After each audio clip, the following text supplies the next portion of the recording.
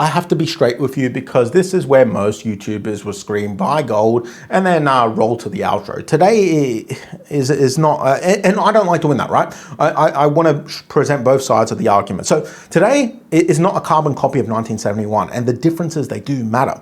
First, oil. In the 1970s, inflation rode an oil shock. Oil quadrupled and it pushed the price of everything higher. Today is kind of the opposite, really. I mean, Brent crude peaked at $126 in April during the war panic. It's now sitting at around about $71, and Citi expects it to go down to $60 by Christmas. I don't know if that's true, but you know, that's what they are saying. So this time there's no oil shock, at least not yet. At least not yet, but there could be.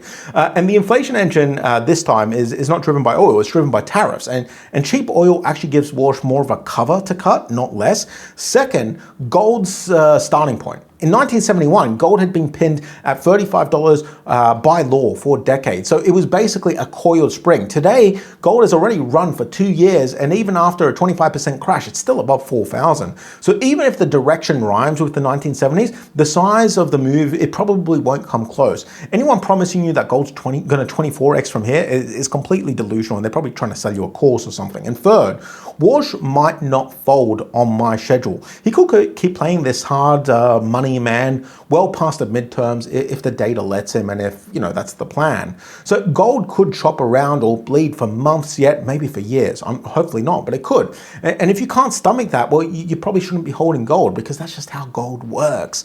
So what am I actually doing? The same boring thing I said 2 weeks ago, because my plan hasn't really changed. The evidence for it is just a little bit stronger now. I'm not selling a single ounce of gold or silver. I'm cashed up. I've got a fair bit of cash right now, and I'm using that cash to buy dips on commodities.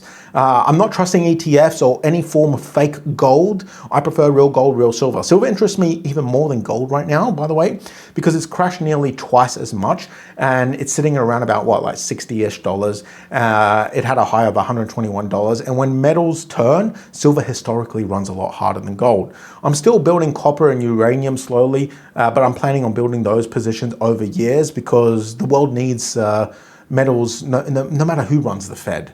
And the stocks I do hold, they're pretty boring defensive ones, the stuff that sells, like toothpaste, electricity, stuff that sells in good or bad times, right? So especially electricity, I'm bullish on energy infrastructure.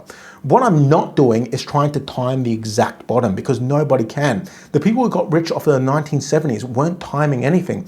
They just owned stuff before any of this happened, before it went up. Anyway, guys, if you found this interesting and want to hear more about it, make sure to watch the full video. It should be popping up on your screen sometime now, somewhere here maybe.